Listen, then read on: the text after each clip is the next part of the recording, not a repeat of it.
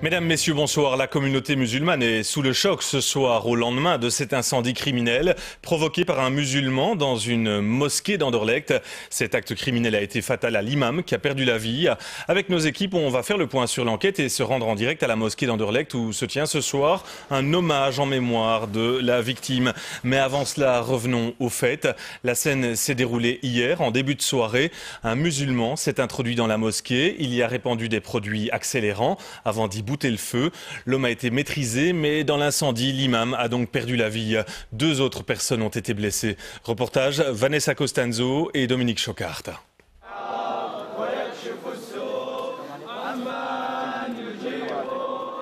La nouvelle s'est répandue parmi les fidèles. Leur imam a perdu la vie. L'émotion est vive, mais le calme domine dans ce quartier.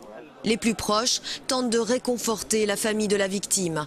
Parmi eux, Mustapha. Il était dans la mosquée au moment où un inconnu a fait irruption. Il était 7h moins le quart. Il y a quelqu'un qui rentre avec une hache, commence à casser les carreaux. Il nous insulte. Ah, vous les chiites, vous êtes des tueurs, vous tuez les gens en Syrie et ainsi de suite.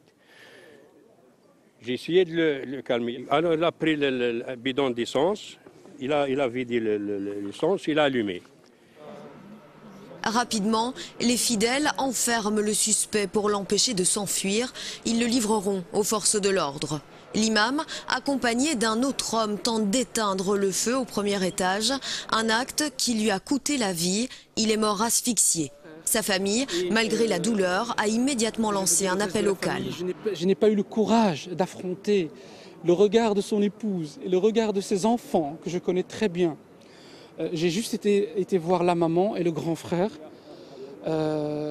Maintenant, le message qu'ils veulent passer, bon, c'est clair que la maman a dit « on a tué mon fils ». Donc quand on a tué, c'est qu'il y a un auteur, c'est qu'il y a un criminel.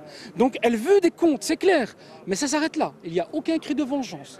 Il n'y a aucun, je veux dire, on est adulte, on fait un appel au calme. Est-ce humain, dit cet homme? Nous prions et on vient nous brûler. L'émotion est vive face à la mort de cet imam très respecté, âgé de 46 ans et père de 4 enfants. L'incompréhension est complète. On a vraiment mal. Ce monsieur-là, il a 4 enfants. Qu'est-ce qu'il a fait, lui? Qu'est-ce qu'il a fait? Qu'est-ce qu'il s'en fout, lui, avec les Syriens ou bien l'autre? Il habite ici en Belgique, lui. Il respectait tout le monde. Il n'y avait jamais eu de problème dans le quartier ou dans la mosquée. On n'a jamais fait de problème avec quelqu'un. On était toujours respecté par le quartier. Et voilà, maintenant, c'est un coup qui... Personne n'attendait à ça, quoi. Au dire de plusieurs témoins, la mosquée avait déjà été la cible de menaces, mais jamais aucune ne s'était concrétisée. La police scientifique et la police antiterroriste ont été dépêchées sur place. La mosquée Reda, le plus grand lieu de culte chiite de Belgique, sera pour quelque temps encore inaccessible.